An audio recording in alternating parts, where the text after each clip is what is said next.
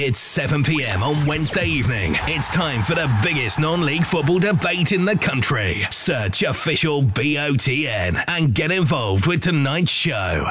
So welcome to the non-league football debate tonight. I'm delighted to say that Jody Brown, the now ex-Heybridge Swifts manager, Jim Cooper has joined us as well. Peter Augustine, the county coach developer for Surrey, working for the FA, and our very own James Cummins here tonight. Thank you ever so much for joining us. Jody, we need to start with you. And in your interview, your last interview with Heybridge, you mentioned falling out of love with the game, but you also mentioned things that go on in the league, and in particular we're talking about the Isthmian League, and there were quite a few strong opinions that you put across in that interview, and it stoked a little bit of a response from a few people. Yeah. Is that something, having now had a week to think about it, you stand by still? 100% I stand by it, 100%, and it's been emphasised by the number of people that have called me, messaged me, contacted me on social media in support of those statements. Like I say, anyone, the truth be told, anyone who's had a career in non-league football knows there's a lot of stuff that goes on that people shouldn't have to be exposed to and shouldn't have to put up with. The thing is we generally decide to put up with it. It's our decision. And it was my decision to say I don't want to put up with it anymore. Anyone who knows me or has spoken to me knows I aspire to be as professional as possible. One of the things I used to say to my players was, Monday to Friday, we're whatever level we want to be. We can act like Premier League football club if we want, in the way that we conduct ourselves, nutrition, training, planning, everything. We can be as professional as we want. The only day we're not professional is on the match day, when we have to go and play in the league we're in. So I always tried to elevate us, and I think that played a part in that. I mean, in my 3 years there, I think we beat 25 teams from higher leagues. So we certainly had that capability. But then when you turn up, and some of the things you turn up to, you know, I'm not having a personal dig at football clubs, but we all make life choices, and my life choice was I didn't want to be involved in some of the facilities that I was turning up to. You know, I'm a strong believer in, if you're going to have a budget to pay players, and please have a budget to cut your pitch, to cut the grass on your pitch and mark the lines properly and make sure the goals are decent, and please, like, get rid of the weeds on your pitch. Please have sufficient floodlighting. Please have your tunnel gated off so that the players and the staff can walk off the pitch without being attacked. Is that something particular to the Isthmian League? Is that something that you've worked at a higher level?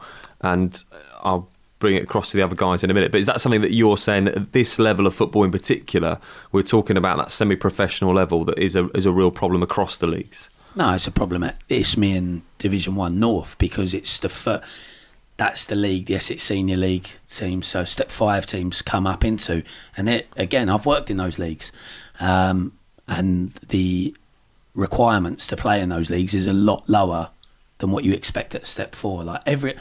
I'm not saying Step 4 is some magical level of football, because it isn't, but there is a big gap. There is a big jump in standards from Step 5 to Step 4, and the expectations of facilities change a lot. I've managed in the Step 3 in the Isthmian Premier. I've assisted in the Conference South, and I've been a manager in the Conference Premier as well. And let's be honest, when I was a manager in the National League Premier Division at Welling, it wasn't a great time for me. I did get stick from fans, but they weren't in the tunnel. They weren't in the tunnel. They weren't on the pitch. They weren't following me into car parks. There's a degree of professionalism and protection you expect. You know, we saw, what was that tennis player who someone ran on the court and stabbed him years ago? Monica Seles, right? Yeah. And all hell, like, you know, you've got to have protection for people. What makes us think that can happen at the very top of a sport, but it's not going to happen in non-league football? So when you've got some bloke who's only turned up to batter you for 90 minutes, he's standing 10 metres away from you, shouting and screaming, abusing you, insulting you, for all that time, and you take it. You're not allowed to say anything back, because you get stadium ban. So you stand there, you don't say anything back, Now he's in the tunnel when you're trying to walk off the pitch, standing there. What on earth are you supposed to do? What if he just pulls a bottle out and whacks me over the back of the head? So I'm going to move this on to Jim now. Jim, you've obviously experienced in management at this level. Is this something that is a problem in in just this league, in all of non-league football? Is this a real problem that we have, where perhaps the rise in social media, the rise in the game and the coverage of the game, we're not quite there with protecting the managers and protecting the players? Well, I don't think it's just exclusive to non-league football. I think it's a social issue first and foremost. You know, when you get, as Jody said, people turn up to a game, by the sounds of it, primarily just to have a go at the opposing manager, and then, as he says, wait in the tunnel for him. There's a social issue with that person, but importantly, like Jody, I think quite eloquently has put across, that some clubs just aren't set up to deal with those issues, albeit it's just a bit of organisation, whether or not that's more volunteers, or, as Jody's quite rightly said, there are FA rules where the tunnels should be a safe haven for managers, playing staff to walk to and from the dressing rooms without having that issue to deal with. So, you know, if that is happening, and I wasn't there on the occasion, but, you know, trust what Jody's saying, if that is happening, then the FA have to deal with that particular issue on its own merits. And if, like he says, that's happened, then I would expect protection from the FA and for them to deal with that issue. Is it the case that some clubs are doing it well and a lot of others aren't? Or is there anybody that's actually reaching the standards that we should see across these leagues? I think in general, most clubs do it all right. But the point I got to is that, I don't know, how many times is too many times? So it might be once a season, but it might be 10 times a season. And if you're not overly enjoying the winning and losing element of the game, then you're not going to enjoy that element of the game. My exact words were, you need someone with a fire in their belly to fight all that. I've been doing this 15 years, so it's not like I'm new to it. I'm not a novice. It's not I can't cope with it. I just had enough of coping with it. I just thought, I don't want to do it anymore. It sounds like that was the straw that broke the camel's back, though, wasn't it? You know, you're saying about in the summer you was thinking about maybe walking away, and then you get these all these incidents, not just one incidents that happened in a couple of weeks, and that's what, you know, tipped it over the edge, I suppose, really. Yeah, 100%. But I mean, to be honest, the one that really tipped it over the edge was the one 2 weeks prior to that at Averley. When we finished the game, we played 55 minutes with 10 men against one of the league favourites. We were 2-0 up when we went down to 10 men. Or no, we was 1-0 up when we went down to 10 men. We set up in a low defensive block and made it hard for them, played on the counter, got 2-0 up. So we were really, really pleased with our performance. We let in 3 goals in 5 minutes towards the end of the game, and we ended up losing. Like, managers will know there's days when you lose when really you win. So like, we lost the game, but I knew that we'd showed all the important elements of our previous successes on that day. We'd shown the togetherness, the organisation, the tactical flexibility. There were so many things I was happy about on that day. So again, not any element of frustration or malice or controversy, nothing. I get on well with the management team there, get on well with the players. As I walked off the pitch, I must have shook every single person's hand, players, staff, management, referees, linesmen, everyone. Even to the point I was saying to their players, you were really good today, to like 1 or 2 individuals that were. I couldn't have felt more at ease with the defeat. Like, you're never going to be delighted to lose, but I was at ease with it. Walk into my car, to put my bag in the car, and then I'm going to come back into the ground and do the post-match interview, which I do every game. Got halfway to my car, this man followed me out, and you know why I don't like you, Jody? First of all, I thought, who the hell are you anyway? Like, you know why I don't like you? And I went, no, but it appears you're going to tell me. You're arrogant and you've belittled my club.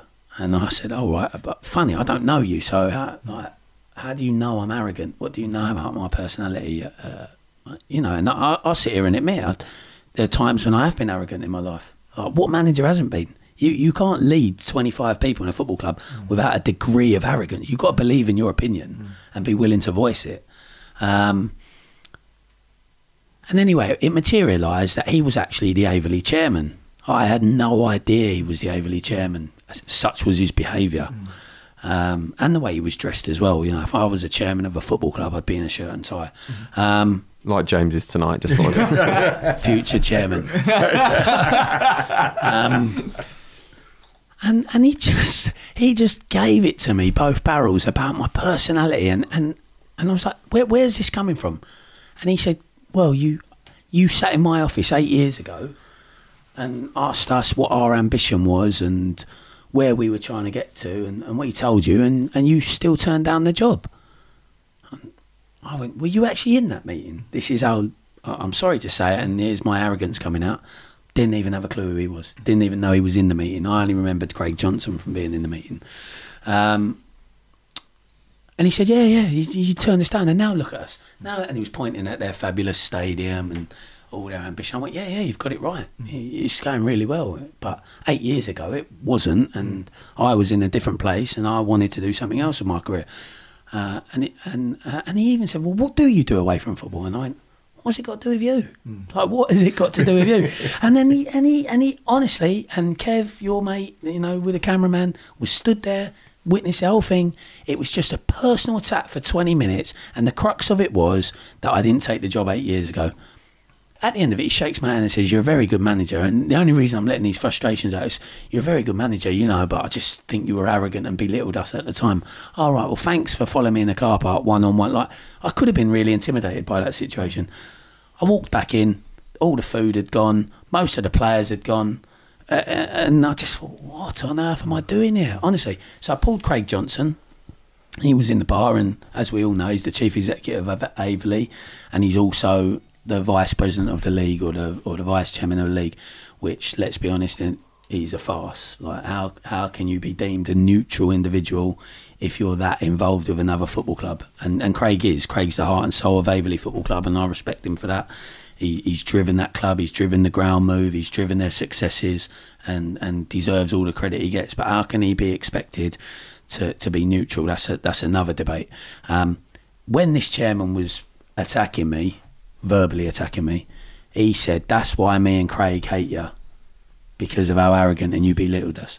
I then look over my career, and I promise you, it's not only me. People have said, what, this league's got it in for you, haven't they? And I can list off lots of examples now if you want me to.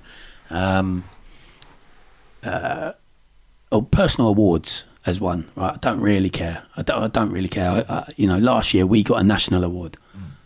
We got an award of the whole country, but we didn't get one from the Isthmian Division North. Romford, who finished second from bottom, 14 points less than they got the year before, got the team of the year. Like, we broke 2 national records, played 71 games, got in the playoffs, and Romford got the team of the year. I love Romford. I love what they stand for. Paul Martin is clearly a good manager, and they have had an unbelievable start this year. Were they the team of the year? Absolutely no chance. Hornchurch won the league by 13 points. Didn't get team of the year. Haybridge broke 2 national records, got a national award for the whole country, not the Isthmian North, the whole country, and their own league didn't acknowledge it. How are they, just to put the question out there, how are those awards voted for? Who gets to vote for those awards? I mean, I don't know. I've got to be honest. Generally, it's whoever wins the league gets it, and that used to frustrate me.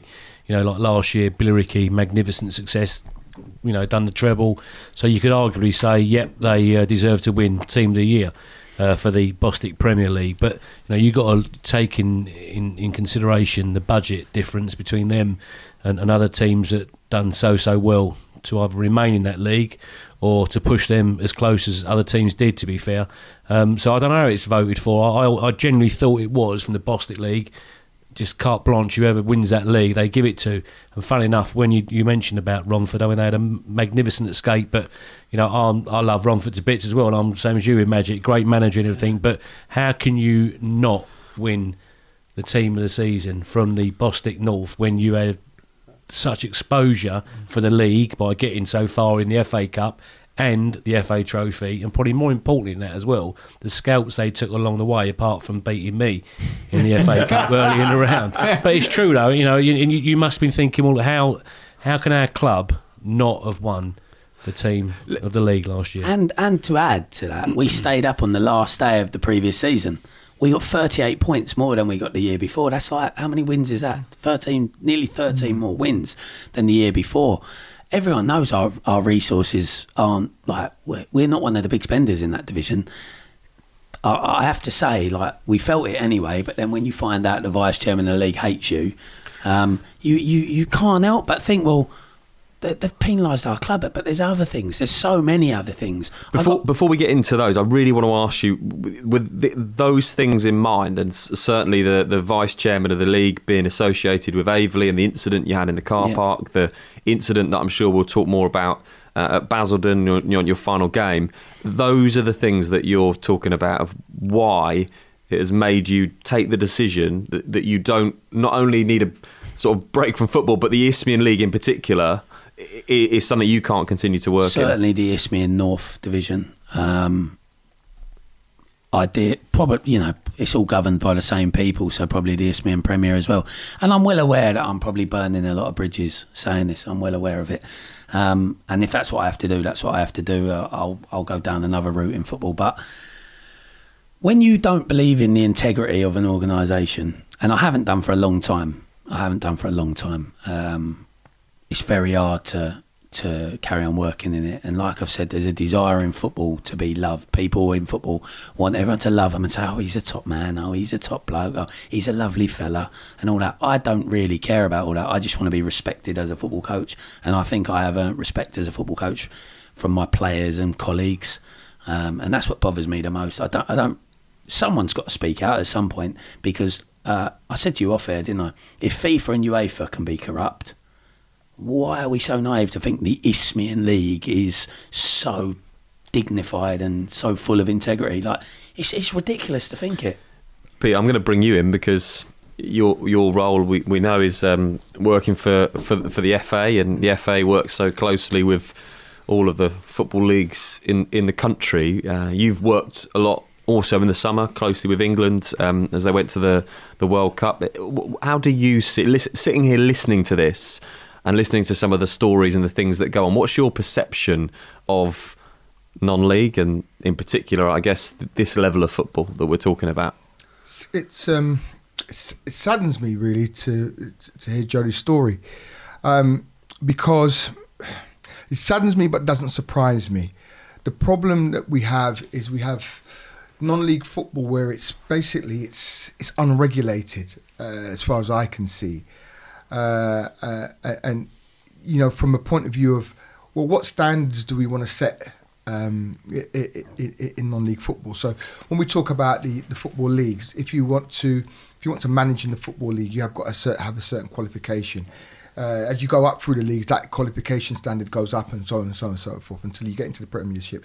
You've got to be able to manage a Premier League side. You've got to have the pro license. Now, I can understand why you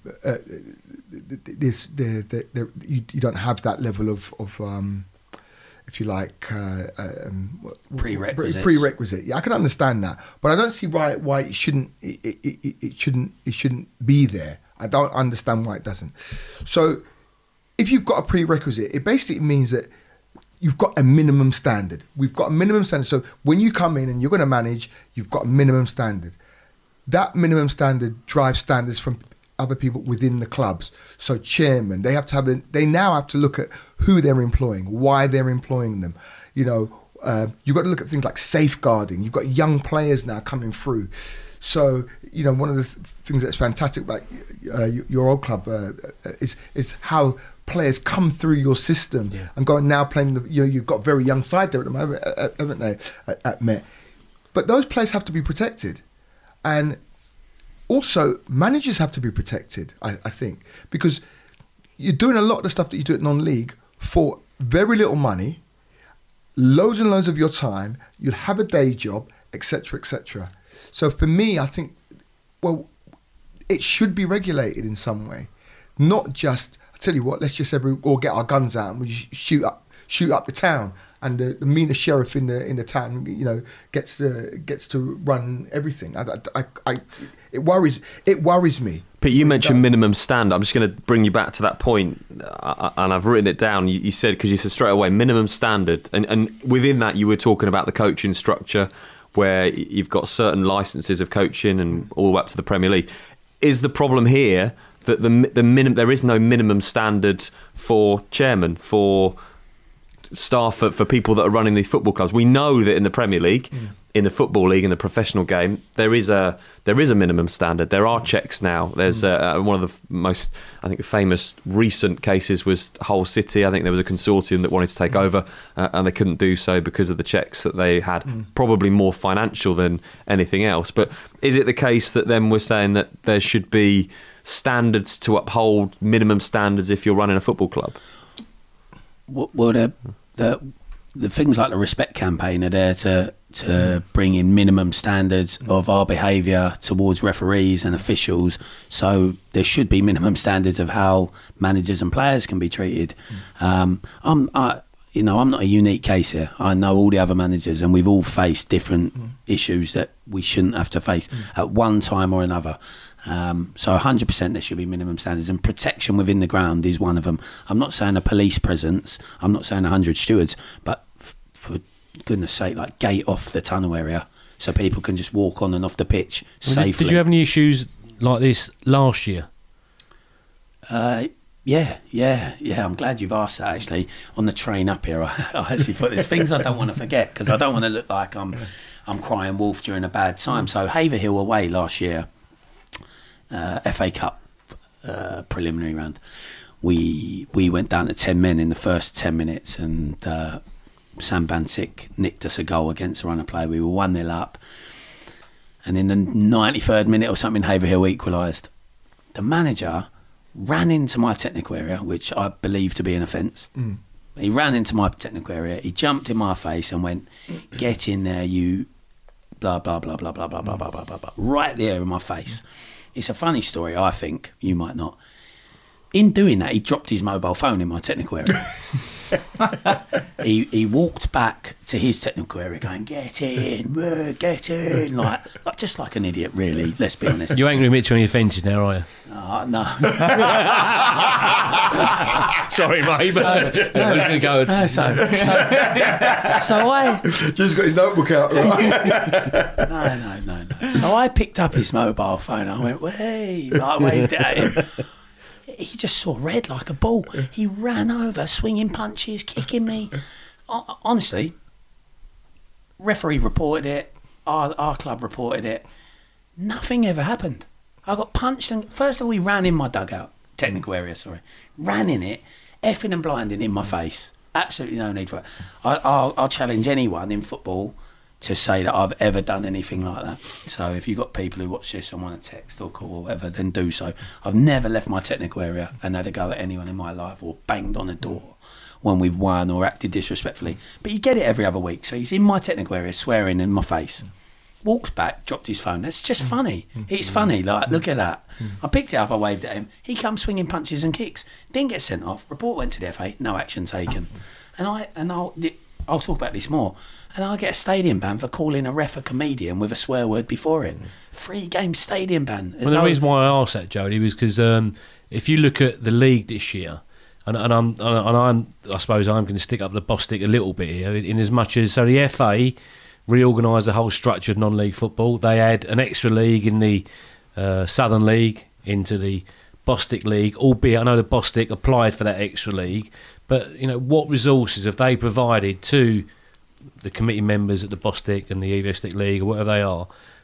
When there's an extra league, you've got an extra, say, 20 teams, so you've got 3 leagues at Division 1 level in the Bostic League to actually term the phrase police it or put in minimum standards or ensure that those minimum standards are being adhered to. Maybe the beast is too big and it can't be regulated, which, listening to what your experiences are of late, that is not a good sign for the future, is it?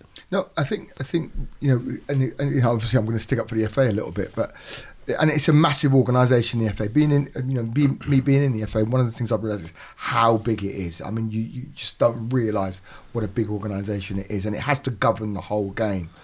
And one of the things, nothing happens in leagues unless the leagues want it. So when the leagues start saying, well, we want this, we want that, they go to the FA, and the FA look at the legalities and so on and so forth, says, yes, you can do this because of this, that, and the other. Now, it's down to the league, once they've done that, to make sure all the safeguards are in progress. The leagues are run by the leagues. The FA are just there to oversee, to make sure that they do things properly. Now, one of the things, and we talked about minimum standards a minute ago, if the FA were to come in and say, right, everything's got to be a minimum standard, and we've got to, everybody would throw their hands up in the air and go, oh my gosh, look what you've done to us, you're killing the game, you're doing this, you're doing that. It's the same thing when we had first had went from 11v11 kids football to 7v7 9v9, and we had leagues going, keep your hands off our game. We want 11v11 kids football. Even though little kids of 7, 8 years old were playing on big, massive pitches with massive goals, these little 7-year-olds, and balls flying in all over the place, and the big kid being signed by all the pro clubs because they can smash the ball 60 yards. And then we realised, oh, actually, we're not producing any good players in this country. Yeah. Well, why is that? Oh, well, because it doesn't look realistic. So all those sort of things. Sorry. The FA changed that against all that opposition. Now, you would never think about having a 5v5 or 7v7 game on a big, massive pitch, or 7-year-olds, playing on an 11v11 pitch. So it can be done. But the FA are also very aware of the controversy that would follow them. And I think my personal opinion is this, is that you're right in what you say, Jim. What are the leagues going to do to make sure that we don't have these kind of incidents happening? It's important. Do you not think it's a loophole at the moment with the FA, though, non-league football? So they've done wonders with youth football. I've worked in professional academies, and I've started working in professional academies at Colchester United in, I don't know, let's say 18 years ago. And coaching's changed massively. So by the time I left Norwich City, I was working at, the way we coach young players, like you say, the changes in the formats, but also in the curriculums and the processes, it changed so much, and it's undoubtedly improved youth development in terms of players. And obviously we see the Football League and the Premier League subject to loads of different changes to make the game better at that level. What I know you probably haven't got the answer, but what do the FA do for non-league football? I think what the FA tried to do is senior non-league football. Yeah, well, they tried to introduce minimum standards like they have in the conference now. In conference, you've got to have at least a level 2, I think. Or I might be wrong, but you've got to have a minimum standard there. So, but is that just to interrupt you, Pete? Is that actually, when we talk about these minimum standards, was that question for coaching, or was that question for minimum standards for what we were talking about, the rest of the game, the behavioural standards? Perhaps. I mean the game in general, because we let's not hide from the fact we've always seen massive disciplinary issues at the highest level, but it's being stamped out because they say it reflects on the young players coming through, and they see Wayne Rooney doing X, Y, and Z. It's going to reflect. Well, it seems to me that non-league football just sort of gets missed out. Oh, they're men; they can fend for themselves. They're not really at a level where we care that much. Because step 4, step 3, they're not getting in the Football League, not in the near future. Are they developing good young players? Probably not. And I think there is a loophole. I don't see a great deal of improvement in the game. I'll be honest. I think the game, not in terms of its exposure, non-league football exposure's going through the roof because of social media and people like Ben. But I don't see the game improving. I don't see better youth structures. I don't see better facilities. Yeah, these 3G pitches going up everywhere, but they're going up to make money. No chairman is getting a 3G installed because he wants to improve the type of football played at his club. Right, it's to make money. Refereeing, I know it's a touchy subject and no one wants to talk about it. It's pretty bad. It's like Jim said, there's a whole new division. So where are all these referees coming from? It's gonna go downhill. We know that. But what I find, and obviously I'm a manager, I'm saying it from a manager and coaching perspective, the FA deal with dissent. The one overriding thing I see the FA involved in non-league football is the respect campaign. I've had the respect campaign explained to me, and it's all about dissent points. So yellow cards for dissent towards a referee, red cards for dissent towards a referee, and the benches behaviour during a game.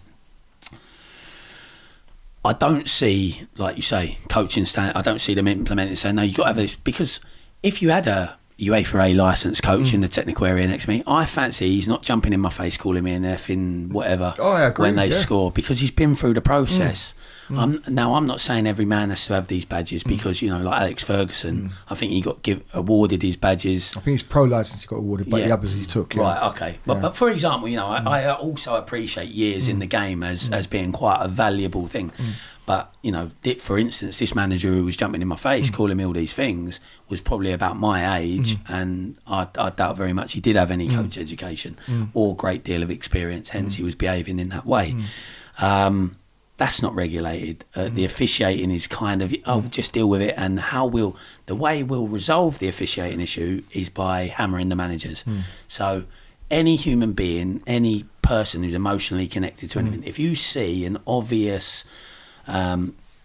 neglect of the laws, you are eventually going to speak up. So if you see dangerous play every week, not be punished. So 2-footed tackles in non-league football are allowed, aren't they? Well, yeah. They are. But then I watch Sky. I watch a game on Sunday. You go near a player, you get a yellow card. You go through a player waist high, a red card, and maybe about a 25-game ban. But non-league football, you're allowed 3 of them before you get a yellow card. I'm going to put a question to all of you. I'm going to give James the chance to answer it first, as he's by far the most smartly dressed tonight, and he hasn't had a chance to speak yet. But we've got so much we want to talk about on the show. But to wrap this side of it up, do you think, James, that the non-league game has developed? And we talked about the media coverage. We talk about the coverage that's in the National League now, and the clubs like Salford City and others that have put money into it that are challenging to get in the Football League. Do you think the non-league game has developed so much that perhaps the FA, when we talk about regulating it, are struggling to keep up with the development and how professional this game is now seen to be, and the standard of the players, and likes of Jamie Vardy that have come through in non-league? Are the FA just struggling to keep up to regulate it? I think they are. I think you're right in saying that non-league has certainly developed over the last 10 years in certain areas, but equally it hasn't moved forward in certain areas. There's a particular area which I wanted to mention in this part of the show, which is regarding mental health, and obviously the ethos on mental health and looking after players, managers, staff's well-being, especially in the non-league game, I think is lacking. I think there's a serious lack of awareness when it comes to mental health and the effects that certain incidents may have in the game. In the high level, it's starting to be challenged, but in the non-league game, it's almost non-existent. There was a real example which came about a couple of weeks ago, even a few months ago, which was a real shocking case, and it was at Farnborough, and it was involving Lenny Pidgley when he was released by Farnborough. But it come to light that Lenny had been suffering badly with depression over a number of years. The club did no such disservice to try and keep it under wraps, to say he's just retiring for football reasons. And Lenny wanted to keep this as a personal matter. The club did absolutely nothing to honour that and did that as the reason for him leaving. Now, the question is, should the FA have done more in that circumstance, or the league within itself, to protect the player rather than allow the club like Farnborough to release it as the reason why he's retiring? Is that a really good example, Pete, of exactly what we're saying as far as the FA? Perhaps the game in non-league has just grown so much that there just isn't the resource at the moment to intervene or look after or have guidelines perhaps for those kind of things and the other things that we're talking about. That's a league problem. That's a league problem. The FA obviously, I know myself that I'm involved in trying to set some initiatives up around mental health in Surrey, but that's a league problem. If the club have not looked after the player, then it's the league's job to step in. But isn't it the FA's job to educate the league, or otherwise it goes back to Jodie's point, which he said they're just interested in the disciplinary side of it? Yeah, and again, I think we've got to be very careful of this. That situation, and you've got to remember that how, as I said to you, how big the FA is. So if you think about that situation, if the league can't deal with it, the league's responsibility is to go to the next stage, and that might be the FA, that might be, they can seek help, yeah? But they've got to go and they've got to say, we've got this problem, or we don't know how to deal with it. But if the club, and first of all, let's be honest here, because we're talking about honesty here. The club should never have done that. I mean, you can't then blame an outside body for saying that, oh yeah, well, they could have done more. They could, yeah, maybe if they know, if it's brought to their attention, if all of a sudden the club goes bang at that moment, oh, I tell you what, it's because of we've released this player because of this. You have no control over that. But isn't there, you've now let the cat out of the bag, haven't you? Retrospectively, would the FA, whose decision then would it be to go into that club and educate them? Would it be the leagues, or would it be the FA's to educate the league? It's got to be the league, because the league are the ones who are setting the standards, who are setting the rules, and so. Because if the FA step into the league and say to the league, right, you've been out of order, the league's going to, oh, look at the FA, they're telling us what to do there, and that's what always happens. Every time the FA step into something, people throw their hands up in the air and say, we're being told what to do. Is that because of the people running the league? So, because if I was running the league, I would be very open to support from the FA and how to develop my league, and I'd use all their professional expertise to make my league better. And as we know, I'm not a great fan of the people that are running the leagues. So I'm happy to say, is it time that they're regulated?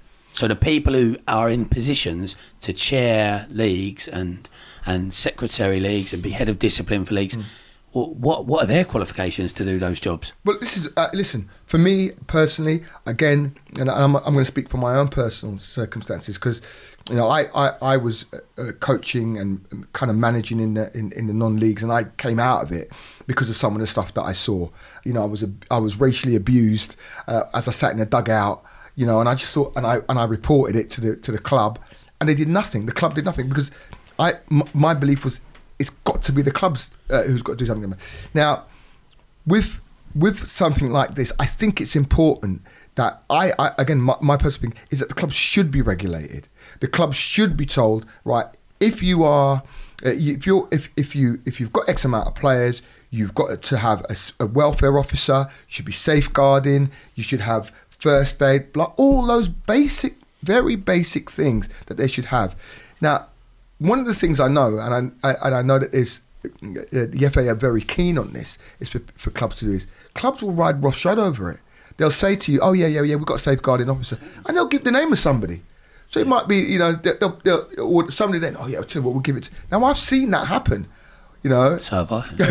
Clubs I've been at, and I've had to turn around and say, you can't do that. And I've had to have arguments with people in the club and say, no, you cannot just give that person's name. Get that person on a safeguarding course and a welfare course. We've got young players here, yada, yada, yada, yada. Can I give you an example on something you just said? I'm not going to name the clubs or the player's name, right? But I had a South Korean boy playing for me some years ago now. And we were at an away game, and it was always quite a hostile place to go. And the opposition manager was calling him a gook. I think a gook was like what they called Vietnamese soldiers during the Vietnam War. And they were calling him a gook, and a couple of the senior players of that club were doing takeaway orders to him. So like going on, I'll have number 23, number S14, 2 pancake rolls and all this, because obviously he looked oriental in his appearance. So I told my chairman at that club, and my chairman said, no, just don't say anything. We don't need the bad blood between the clubs and all this. And as you're going to learn about me, and people are learning about me, I won't not say anything. So when I got interviewed by the paper after the game, and it's always great when you've won the game, because you can't get this pathetic sour grapes thing thrown at you. And we'd won the game 4-2, I think, and so it was in the paper, where I said I'm not overly concerned about the result. I'm more concerned by the fact that my Korean player was racially insulted throughout the game. That club wrote a letter saying sorry, and that was the end of it, because my chairman at the time wanted to sweep it under the carpet, didn't want any involvement in it. They wrote us a letter but denied it in the paper. So obviously when I gave the interview, they were given the chance to comment, and they said, no, we deny it. But they wrote us a letter. So it was all behind closed doors. But that boy, when I walked in, he'd scored 2 that night as well. I walked in and he was sat. He couldn't speak the best English. He had his head between his legs like that, head hung down. And I was like, what's wrong? What's wrong? And the players said to me what had been, I'd heard the manager, but I hadn't heard that all their team were doing it to him as well. And they said to me, so I tried to console him, and he was inconsolable. He's actually gone back to Korea now. He stopped playing there. Not saying solely for that, but we lost him. We lost, not my club, England lost him to our non-league game. And he gave up football altogether. He didn't go to Korea to play, he just gave up football altogether. And he was an ex-professional, a young ex-professional, an ex-international player. So this wasn't a bad player, this was someone who was good for our game. And he gave it up, like you've just said, racial abuse. So you in that type of thing you gave up. And that's another thing in the league. Racism is rife in the league. I don't mean real horrible, nasty. You're not getting like tied to a truck and driven through a town like in 1940s America or whatever. But there is racism in football. And lower down it is probably more rife because there's less educated people, less regulation. And I see it all the time. And, you know, like I've heard supporters in my own ground, my former ground where I was manager, make racial comments. And I can't support that. I can't support that. I mean, you can't. I mean, I in my opinion, this goes back to what we were saying a little while ago about clubs either being regulated or educated in relation to these matters. First and foremost, I think everyone here would want to wish Lenny a recovery as best he can. What a career that guy had. Fantastic keeper. My personal opinion on that was literally about a month ago when I thought that Farnborough, and again, this is social media sometimes, it's not a good thing. It was wrongly put out, and I'd like to think it was done by mistake rather than out of spite of anything, and I'm sure that was the case. I'll just give you a quick example. So Hampton and Richmond have a chaplain. They have a chaplain who is attached to the club. He's part of the furniture of the club, and as far as I'm aware from Dowse and Gary McCann, he is somebody who players can go and have a chat to, because sometimes, I mean, I'm hardly the friendliest of blokes in the best of times, but some of the players, you're lovely. some of the players won't come and speak to me, and I used to have a guy always on my management team who I'd make it clear, listen, go and speak to him about anything, but Hampton have gone that one step further. Brilliant. They've got a chaplain, and I just think it's absolutely innovative. But more importantly, for the welfare of players, staff, management. You know, I guarantee you. I mean, I've had so many sleepless nights when things ain't going right for you, and that's a form of mental illness, because it's suffering with depression from results, etc., etc. But I just think that for me is a prime example of how other teams, other clubs should look to develop their model off the pitch. I mean, you're right. I mean, Paul Buck, I know him very well at Hampton. He is brilliant. He used to come in and speak to our younger players when I ran the academy there. And, you know, the fact that the players know he's there, and we had some lads who took their faith very, very seriously. And I know one or two, I think, spoke to him. He once got in Limvoy Primus to come in and talk to our boys, you know. And those sort of things, you know, they help. They help young players to understand that there is a place for them, you know, and as you say, there needs to be more of that type of stuff in football that drives standards up, and you know, and I do know that the FA have had initiatives within non-league clubs to help them to understand. I think one of the leagues actually, we spoke about it last year. I think about them wanting to put their managers through, I think a UEFA B or something like that, which again would drive standards up. Because I tell you, one of the things that you know, and I'm talking because I'm a coach educator, so you know it sounds like I'm trying to sell courses, but I'm not. What I'm saying is this: is when you're on a course and you know yourself, and you meet people from other clubs, it's really difficult to have a go at the person in the bench who you've spent 4 or 5 days on a course with talking about football. It's almost impossible. Yeah, you create mutual respect. You do. And I think that's one of the things that we've got to kind of look at is how do we, because your behaviour on the touchline will drive what's happening on the pitch, which drives what's happening in the crowd. Without you know what I mean? But also, I have to jump in there. the environment within the ground, within the league, within the level will also drive your behaviour on the bench. Mm-hmm. Yeah. So if I'm being abused unfairly, it's very hard not to ever say anything back. If the officiating's of such a low standard, I'm not picking on refs, it's just a fact. It's hard not to say anything. And if there's lots of things you're exposed to, and that will drive your behaviour. Because I've worked in professional football, and you get audited by the EPPP, and if you read the audit based on me, you'd think I was an angel, an absolute picture of professionalism and an angel. Now, if you ask the Isthmian League what they think of me, they'll probably say I'm a cretin and not like me. Well, it'd be nice if someone from the committee rings up and gives that opinion, mate. There's plenty more to talk about on the show tonight. We're going to talk all about social media. We touched on it there.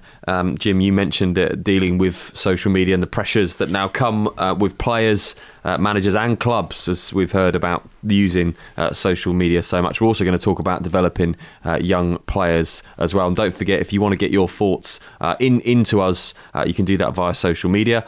You can do it leaving a comment on our YouTube channel or a comment on the podcast channel as well. One of the things that really wanted to talk about tonight is how important that is as a manager to develop players in the non-league game. We all often ask this question in the Premier League, in the football leagues. How important is it for any coach to develop young players, but particularly in non-league, because that is seen as the point where a lot of players start, maybe come out of academies and now go into the non-league game. How important is it as a manager, Jim, that you develop players, perhaps not just young players, but that you as a manager are developing players at that level? Well, first and foremost, I suppose, really, that you're never too late to develop your own game. As a manager, you shouldn't just look at the youngsters and think they need developing, because everyone's capable of improving their own game. But with regards to the youth and bringing youth players through and developing them, it is vital. For non-league clubs, it is vital. I can only say in my own experience from down the Met Police, we decided probably about 7 years ago to have an academy youth team, and the viewpoint of that was sustainability of the football club, and our idea was to develop young players to be suitable, or to a suitable standard, to play first team football. And again, it comes down to budgets as well in relation to that. So it's a bit of a double-edged sword. One, we want to develop youngsters to be better players, but ultimately, if they're not going to make it and play for a higher ranked sides than the Met Police, or get into the pro game, which obviously is what the ultimate aim was when we sold them the club, that they could come in and play first team football down at the Met. And at the moment, that's coming to fruition for the football club. For the Met, they've got, I think, 4 or 5 players that have come through the junior side of the Met Police, through to the youth team, through to the under-23s when they're playing at 18, and they're playing first team football regularly. So it's vital that clubs invest, and managers, probably more importantly, invest time and their experience in developing young players. Pete, you're working at the moment with an under-23 side. For you, the priority will be to develop those players, and certainly as in your role as a county coach developer, to develop coaches as well. How important is it to the football clubs, the first team that you're working for, that they develop players? Do they share the same vision as you do in the under-23s? Well, they say they do. So I hope that they do share that vision.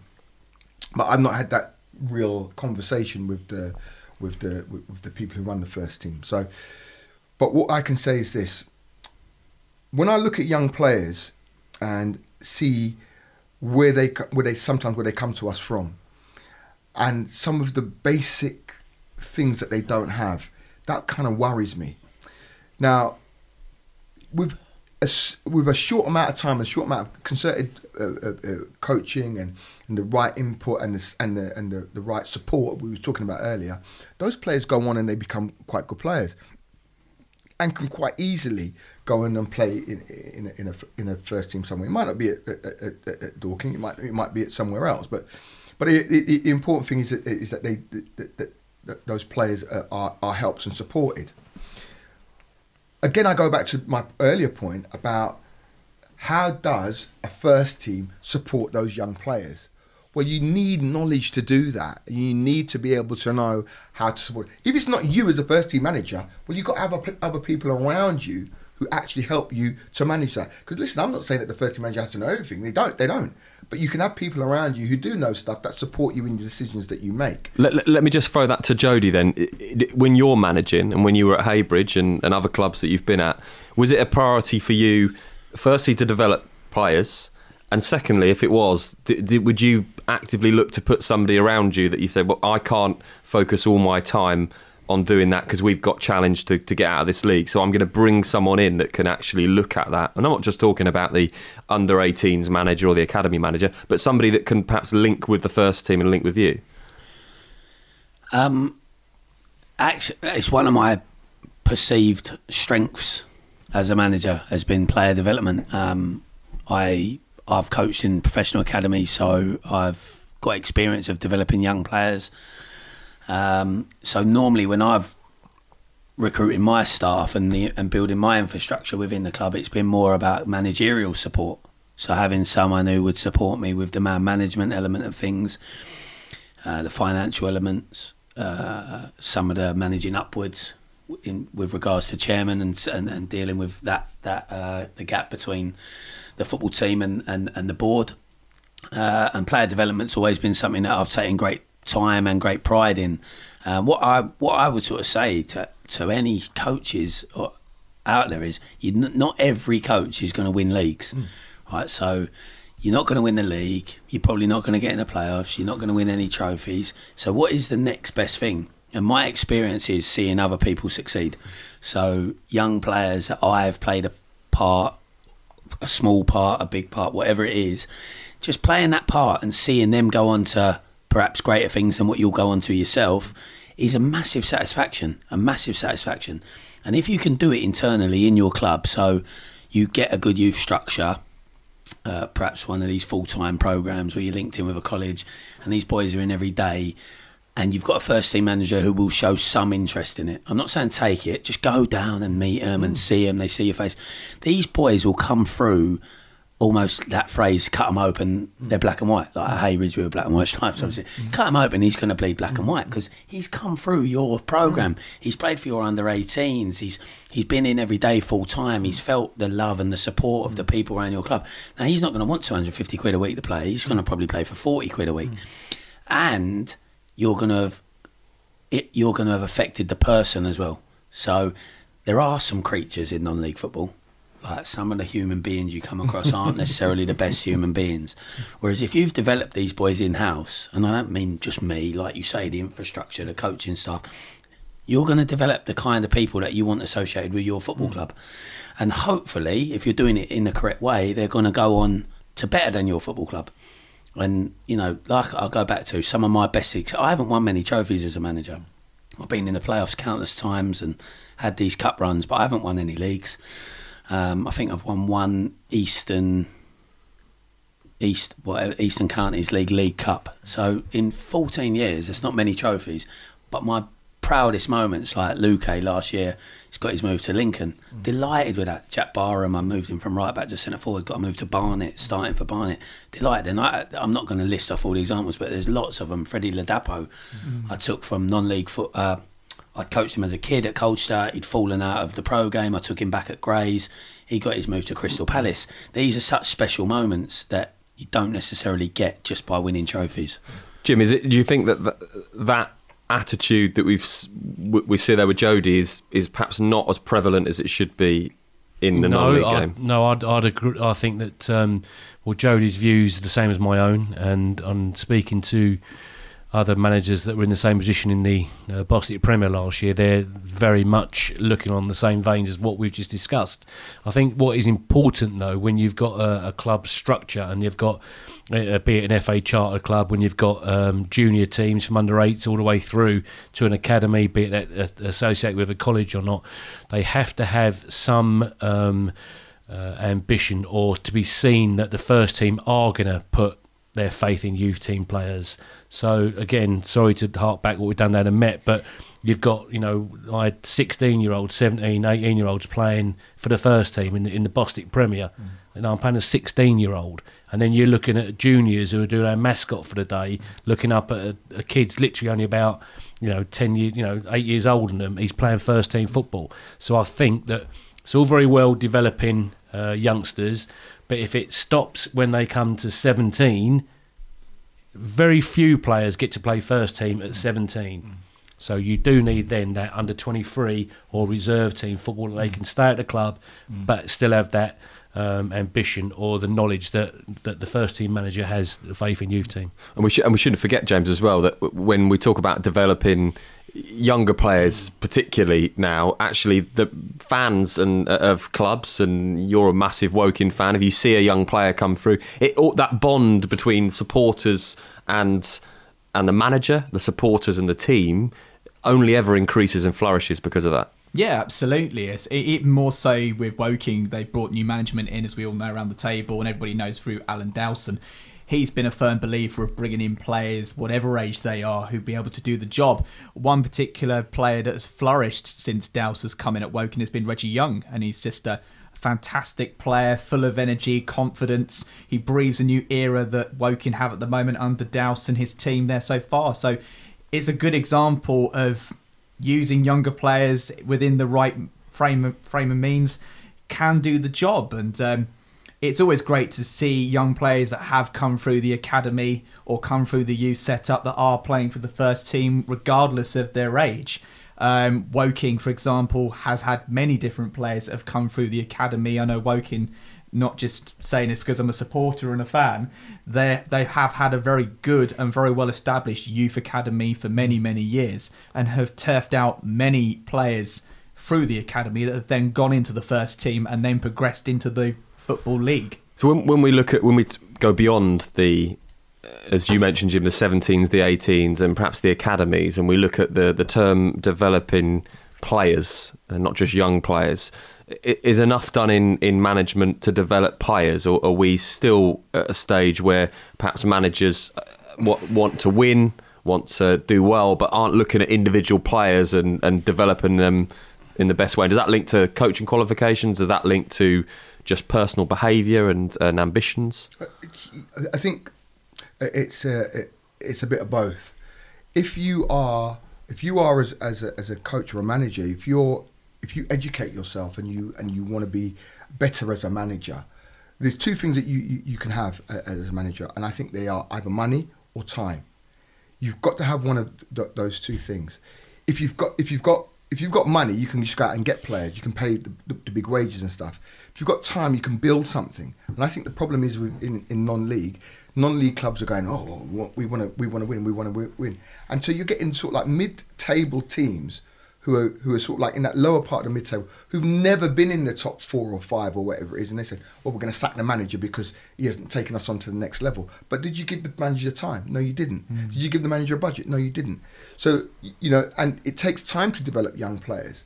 And it takes, and again, we talked about this earlier, the idea that when a chairman or a club employs a manager, that they ask those questions about where are we going to get our players from? We haven't got a lot of money, so how are we going to develop this? This is the youth structure we have at the club at the moment. How could you help us develop that? Blah, blah, blah. These are the things that they could do better that helps them to survive, because there's a lot of talent out there, but you do have to have somebody who knows what they're doing with those young players. And, if that doesn't happen, then clubs will always struggle, and they'll keep getting themselves into financial trouble because they think, oh God, we've got to stay in the league. Sometimes it actually might be better for you to drop out that league and start rebuilding and have a proper structure around your club, and then come back up in a stronger position. Will we ever see, we'll talk in a minute about social media, and that's part of this rise in the culture of wanting it now, opinions, and we see it in the Premier League whenever any team loses, and a lot going on at Manchester United at the moment, you're never out of the public eye. Will we ever see a shift in this? Are we ever going to see this go back perhaps to where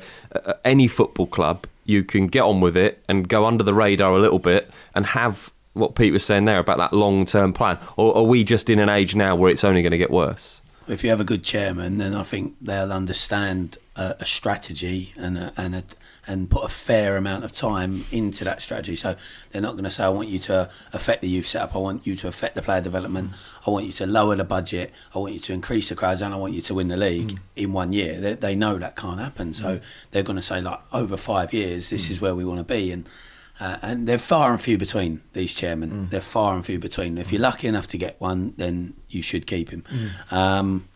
But what you said about player development is the big thing, the really big thing about does player development go on in non-league football is that the coaches stop coaching because I don't know if they feel inferior to the players, or there's this ridiculous theory that these boys, because they're playing for Hampton and Richmond first team, they already know everything. Come on. It's like step 6 of the English pyramid. You know, why we all love Pep Guardiola? Why? Because we see these little clips that he'll get David Silva and coach him. Yeah. But the English culture is, what can you? What on earth can you teach Wayne Rooney? Yeah. You can't teach Wayne Rooney anything. Can you do what he can do? No, I can't. But I can still see errors in his game and in his technique, and I can coach it. And that's what Pep does. Pep, you know, Pep's a role model for everyone in management and coaching at the moment because of his success and his style. But you see him getting Raheem Sterling. Now, it went viral, him telling Raheem Sterling to receive the ball side on. Well, I tell players to receive the ball side on, and I'm not Man City's manager. So it's not revolutionary. It's the belief to go and actually coach the player. Not think, oh, well, you know, because he's on £200 a week, he knows what he's doing. If you don't mind, I'll tell you a quick story. Glenn Little, obviously was my assistant for a while, and I know you're a Reading fan.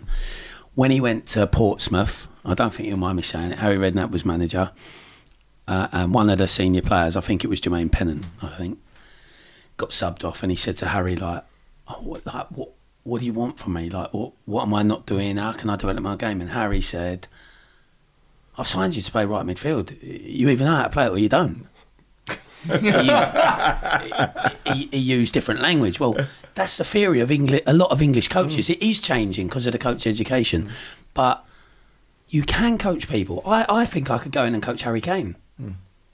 Whether or not he'd listen to me or respect me is another matter. That's something you earn over time. But I watch Harry Kane and I see things in his game that I think a coach could work with him and make him better. The minute you stop thinking that, you might as well give up.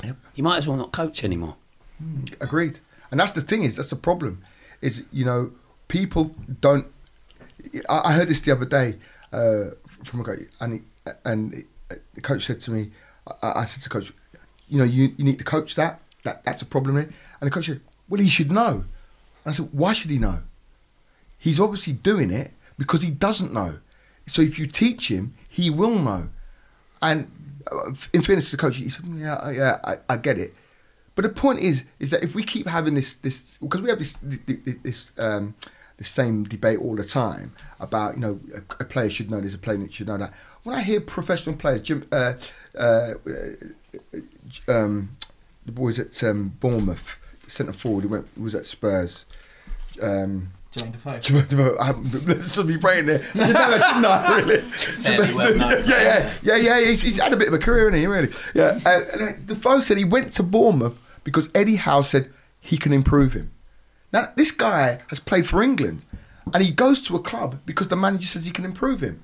So I know this from speaking to pro players, and they say the best manager that I ever had, you'll always hear this, he coached me. Carl Walker said about Pep Guardiola, I really love playing for Pep because he coaches me. So what was happening to him before? And this is the thing, is we've got to understand that players want to know, they want to learn. Even when I was playing, the best, when I enjoyed my football the most is when I had a coach who said, you know, stop kicking the ball off the pitch, right? Like you've done 15 times, you know, get your foot around it, blah, blah. Yeah, and you learned something. Every training session was like a discovery. And it's really refreshing to listen to you, Jody, and talking about coaching, because again, at non-league, I just don't hear it enough. I really don't. You know, and I've seen some shocking stuff. And I have to go. See it. You know, I think it's a good point. They're great points made here. But so when I was a manager, I'll be so honest here, and as much as say, I'm not a great coach. I was managed by John Steele, Ted Hardy, George Borg. Now they're old style managers, and my coaching ain't too far from there, so I ain't moved on too much.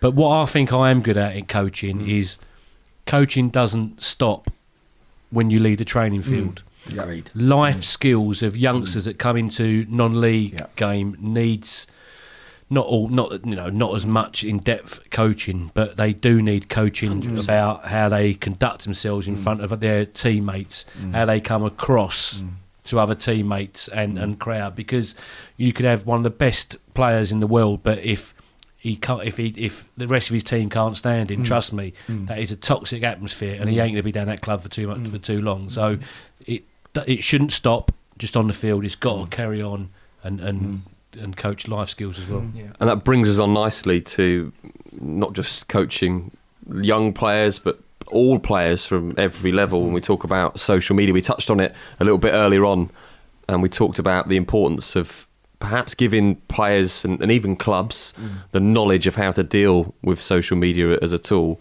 One of the things that's been in the news in the last week in the Premier League is obviously the Paul Pogba incident, where he was tweeting and putting things on Instagram during the game, albeit big controversy was that it was before they lost on the penalties. How do you deal with that? And that is something, I guess, that even in the non-league games, it's no different. It doesn't get the coverage that Paul Pogba and Manchester United get, but will still be a problem, Jody, in non-league football. Again, it goes back to like some of these regulations and training and education. Like at professional football clubs, you get media training. At non-league football, and as you know, the exposure is going through the roof of non-league football, so we're in front of these microphones more, we're in front of cameras more, we've all got social media accounts. No one trains us how to be, so that's one challenge.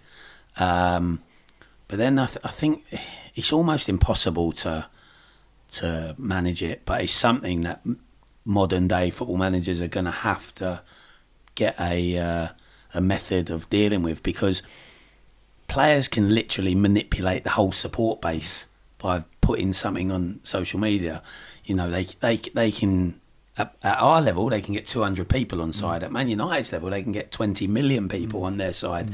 But no one's actually seeing the real story. Now, I've got no great opinion on Pogba and Mourinho, but I do know Mourinho's had a wonderful managerial career, and he can't be that bad of a manager to have done what he's done. And you listen to Lampard and Terry and people like that talk about him, and they say he was like a father figure to him and the best manager they've ever had, and basically idolised him. So something's changed somewhere, and social media is probably part of it. You know, Pogba, an exceptional talent, great footballer, obviously a leader on the field and that as well, and a leader in the dressing room, but he is a bit of a character away from football, and that does give you something else to manage. Have you dealt with players, Jim, that have been similar, that have been characters off the pitch, and you have perhaps used social media maybe when they've not been picked, maybe when they don't agree with your tactics or how the team are doing? Is that, or taken to social media through frustration? How do you deal with that as a manager in the non-league game? You can talk about social media all night long. It's a great subject in relation to non-league football. First and foremost, I actually use their social media to my advantage. And what I mean by that, so might be because I'm old Bill as well. Now, bearing in mind, you know, they are stupid enough to put on sometimes that they're out with their mates on a Friday night. Now I'm monitoring their Facebook and Twitter, because I don't go out Friday night. I'm prepared for the game, so I'm looking to see what they're up to, and then I'll challenge them the next day. And no, well, it's posted on there, and your mate posted there, so you catch them out from that side. So social media as a manager has advantages. Going back to your question, yes, I have. And last year, and I won't say the player, but it was down the Met. We went on I think it was a 14-game unbeaten run. I didn't play a certain player because he wasn't at training, and I wanted to set the example. And the example was for everybody that you don't come training. You know, if you ain't training, you ain't playing. We get beat against Dulwich with 2-0, 3-0 down in 15 minutes, 3-1 we get beat, I think it was. And he goes on to social media literally straight after the game saying, that's it, 14-game unbeaten run comes to an end, and guess what, I weren't starting. You know, so obviously he's intimating because he weren't playing, the team lost. Well, that was brought to my attention before I'd even picked it up by all the players, and they weren't happy with him. You know, how dare he, like, blah, blah, blah. How'd I deal with it? Well, I just pulled him. I pulled him over it, showed him the evidence there, told him that, you're putting yourself in a position where your teammates are looking at that and thinking, who are you? Because you've been a little bit emotional and you've put something in the spur of the moment, that something that you want to get the attention at the time, but as time goes on, you're probably thinking that's a bad decision to have done that. So again, I just educated, the lad, and to be fair, he didn't do it again. Do you like to see, James, players go onto social media with their views and opinions, or have we got to a situation now where, as a football fan, where you're not particularly fussed what they think of this, that, and the other, and maybe it's overkill if they're talking about their team and their game? The example that Jim used there about, I wasn't playing. As a fan, you don't want to be reading stuff like that. Not really, but unfortunately, I think this is the way the modern game is going now. Going to the non-league perspective, because the non-league game is becoming more and more popular, it's something that we've got to get used to. The non-league game at the moment is very much a stage, it's all or nothing when it comes to social media. The biggest example of it being all is Billericay. Billericay is the biggest user, I think, or very clever user of social media. A certain Mr. Tamplin does love a decent tweet. But the problem with that is, however outlandish and crazy it may be, they profit from it because they get people in who are interested. As a personal point of view, I'd rather players to just get on with the 90 minutes and get the result. But unfortunately, because the way society is today and how much non-league thrives on social media, especially Twitter in its own right, because like Jody said earlier on, it's become such an encyclopedic form of the game that we know and love now, because we can get to find so much information from social media. It's just something we've got to get used to. And when it comes down to players, it's exactly the same thing. Does that need to be led by the club? We talk about being led by the manager, but if it's led by the club, for example, there was a club, and I'm not going to name them, a Bostik club towards the end of last season, that were sort of sending jibes to their opponents that they'd just played because there was some sort of fracas after the game. That's the official Twitter account of a non-league club. I know we've talked a lot about the way clubs behave, but is it again a message that perhaps needs to be sent? And Jody, at Haybridge, did you have a social media policy? Was there anything from the club that they wanted to put in place? We hired, that might be a bit of a loose term, but brought James Colasanti on board, who does he was already a social media presence in Essex non-league football, and we brought him on board to sort of run our website and social media. So it took a massive upward curve when we had it being done professionally. It is excellent. Yeah. So to do that, it works, doesn't it? Yeah. And it was professional, and I think the players felt more professional. The fans felt we were probably a bigger club than what we were because of how well that was done. And if you want a professional environment, a big factor is your social media. I've had abuse of official club accounts before, and you just think this is ludicrous. Absolutely ludicrous. I've read match reports that teams put out as their official match report, where they're literally spending more time trying to have a dig at the team they've just played than actually report on the game. And I'm the sort of person who will say it. Go, if you're going to put out an official report, let's make it an official report. And, there's one club, it's a club that keeps coming up, I'm not going to name it, but the person who runs their Twitter has then just he's taken a personal vendetta against me because I questioned their match report, and for 18 months now he literally just abuses me on Twitter on a weekly basis. It's funny because I've walked past him in grounds and he's such a little dweeb of a fella, and he won't even look at me. Doesn't even look at me. The thing with his story though, this could be he could be talking about 15-20 people. I can name the club if you want. I'm quite happy to do that. As we know, I've washed my hands of that division of football. But, social media gets misused massively. And does it bother you? I mean, does it bother you, though? I think the lesson I've learned from social media, if I go back in management at a level where I think I'm capable of managing, I'll come off social media. Yeah. Because I don't want to read it. You said about mental health earlier. It is a definite route to... anxiety, depression, and all this stuff. If you're reading all the bad stuff said about you, and let's be honest, they're people that could not walk in your shoes. They love football. They pay their £10, £15, go on, you manage a team for a week. They couldn't do it. They could not do it. But you actually find yourself taking their criticism personally. So yeah, it does bother me. Yeah, I mean, I'm the opposite, mate. I don't care what people say. I really don't care. I think you're away from football. Your experiences are bound to have helped you. 100%. Yeah, they probably. Yeah, exactly. Yeah, I've had 27 years of people a lot me. of people disliking you for fairly ridiculous reasons, probably, and you become thick-skinned. And I'd say I've got quite a thick skin, but you still, when people start. Yeah, I'm not used to the personal abuse, so you shouldn't have it. You shouldn't have to experience it, and that's ultimately what your question was all about, social media side as well. So I would come off of it, and I think that a lot of people higher than the Isthmian League probably think the same way, that it's best to just come off of it. It's probably more of a life debate around social media and mental health, and obviously it does relate to football. We're in the media game. This is what we're doing now, and people, I guess, listening to this would perhaps say, well, you're putting this out. You're in the media. You're part of that social media circus, if you like.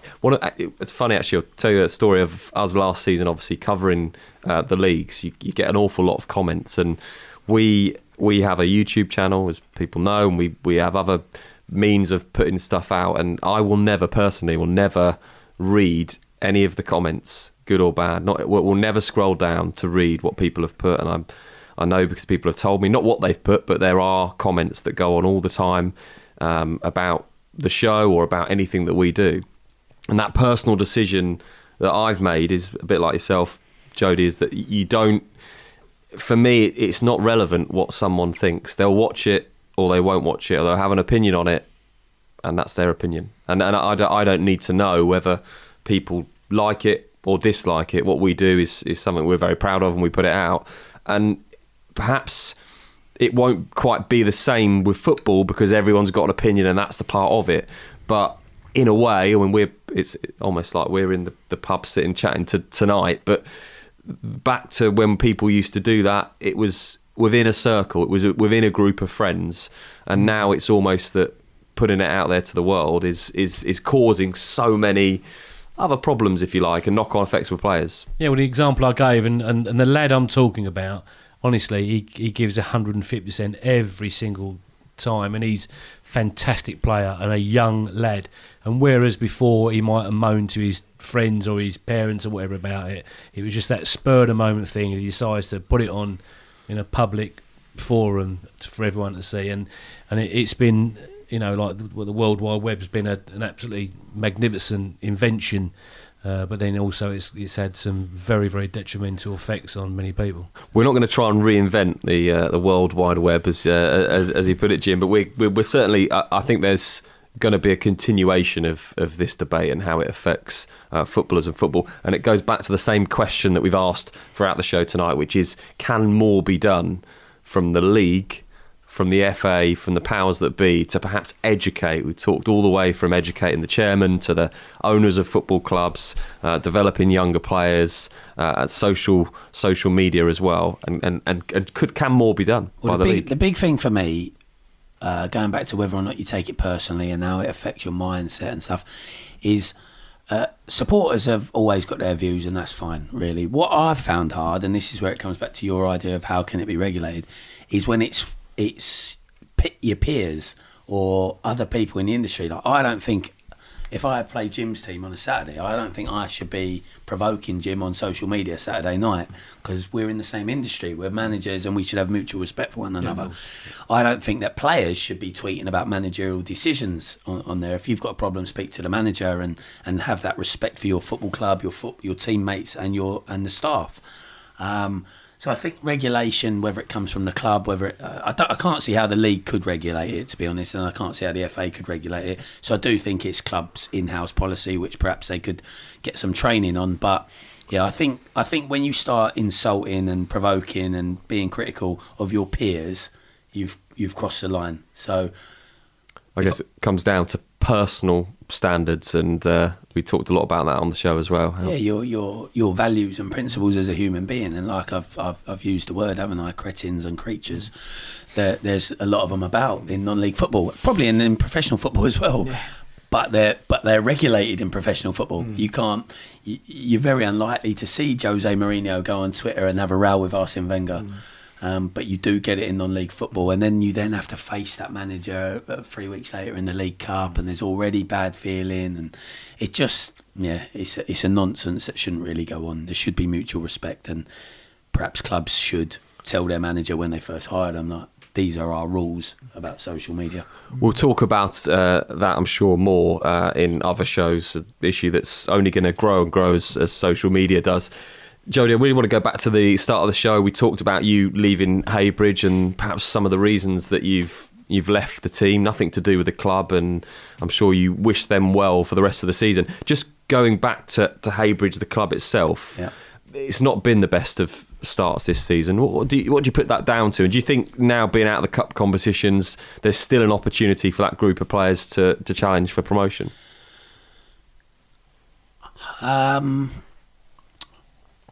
A difficult question, because I don't think the start's been as bad as it's perceived.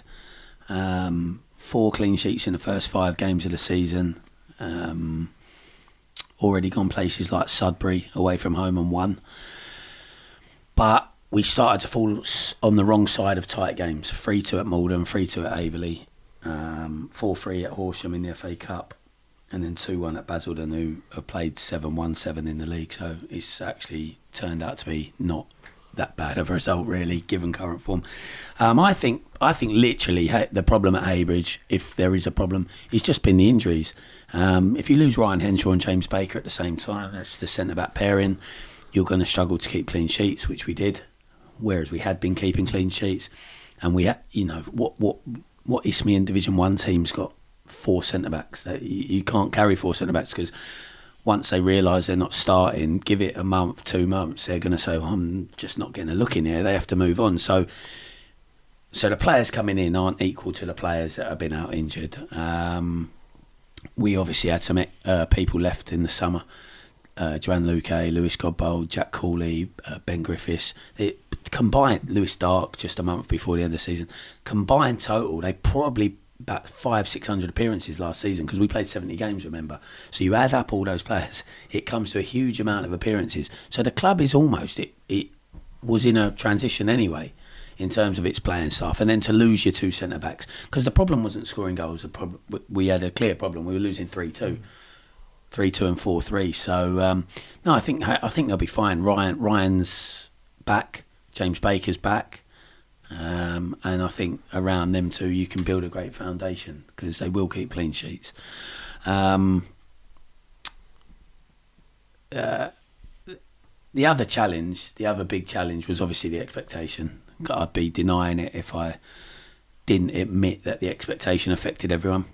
There was an air of expectance and a deserve, almost a right to win games, because we played so many teams from higher leagues the year before and beat them. It was almost in the crowd, in the board, everyone. It was like, oh, well, we're playing Mildenhall, and straightforward win. Well, it's not a straightforward win, and it wasn't last year. These were tough places to go last year, and I just felt we got a little bit ahead of ourselves. If I played my part in that, then I did. I tried to keep playing it down, the expectation, and reinforce how important hard work and that was. But perhaps I did give that feeling and impression to the players that we were better than the league.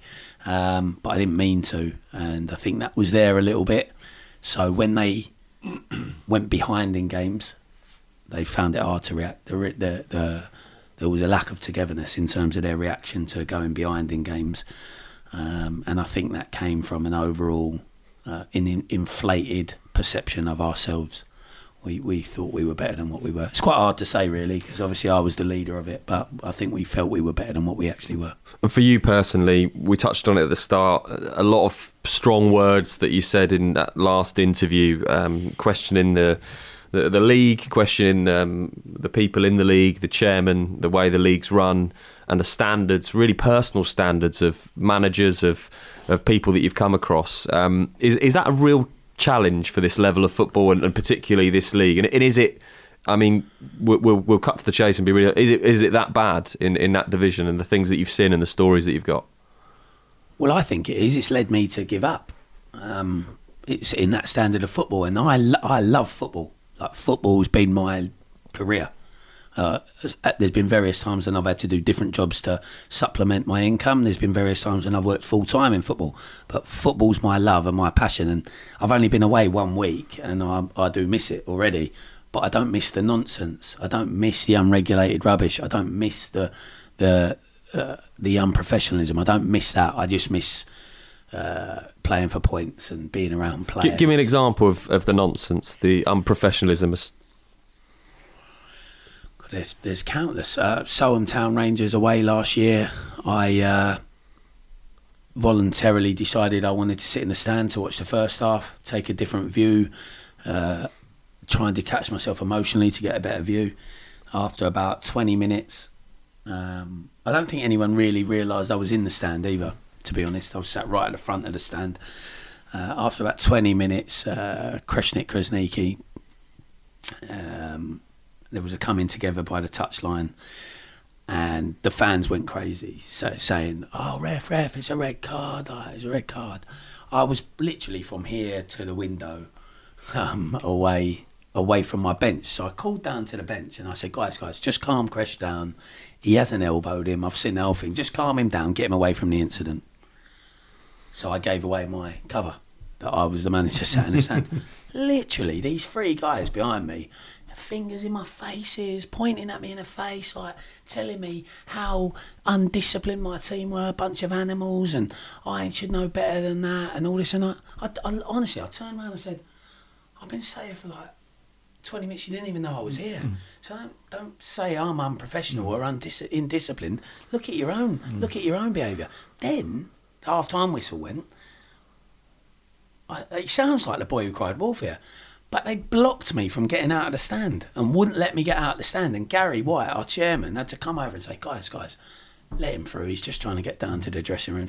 They were asking me out into the car park for a fight. Now, again, I'm not an angel. Of course, I turned around when they were poking me in the face and said, get your finger out of my face. But it's not unprovoked. And there should have been somewhere in that ground where a manager can sit. Like there should have been, like you have your home directors, don't you, normally marked up in the stand. There should have been somewhere I could sit where I wasn't going to be attacked like that, and I was. So it's another example. And whatever happened, what happened to those fans? Nothing. Who's culpable? Well, the regulation in the league. There should be an area for coaching staff to sit where they're not going to get attacked, not going to have people jumping on them, putting a finger in their face, blocking them from getting... Why shouldn't the manager be allowed to sit in the stand to watch the team play?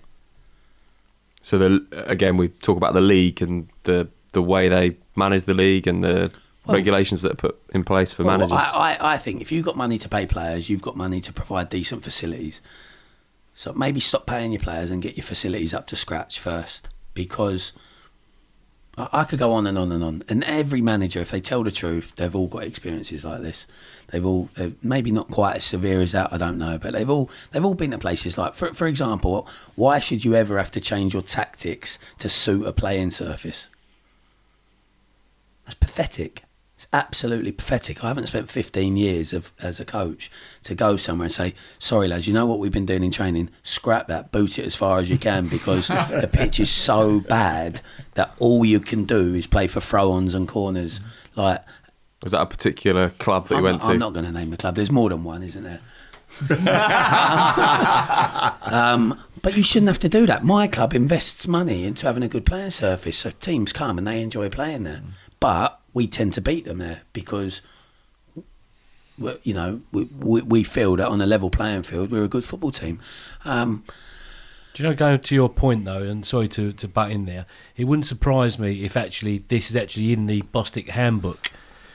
And I say that because last year down the Met at half time I asked for the sprinklers to be put on at half time so that we can carry on playing, roasting not day, so we could play our football. Well, the other team complained, and apparently it's in the handbook that you have to ask the other manager if you wouldn't mind putting the sprinklers on. So these things that we're bringing up about, is there a designated area where the club should have an area where people can sit? It might well be in the handbook. I don't know, but the handbook is it's quite thick. It's half an inch thick, and the problem there is then regulating what are in their rules, their terms and conditions. Well, Jim, we know, spends his Friday nights on social media looking at players' accounts, but perhaps we'll get James to have a look at the handbook for next time and let us know. That'll be a good read for you at the weekend, James. We'll get you I'm sure we can get you a copy of the Isthmian League handbook. We've run out of time to talk about anything else tonight. We've got plenty more that we could talk about. A big thank you to James, Pete, Jim and Jody for joining us tonight. Sorry, mate, before you go off, can I just say, Jody, last year was an unbelievable season for Heybridge, and like you say, you were a little while ago saying that, maybe this season it might fall on your head somewhat. Well, last year you was a massive contributing factor to the success that Heybridge had. So well done last year, mate. Cheers, mate. Thank you. It's definitely echoed around the table. Thanks ever so much for listening. We'll be back with another non-league debate very soon. Have your say. Get in touch on social media. Just search official BOTN.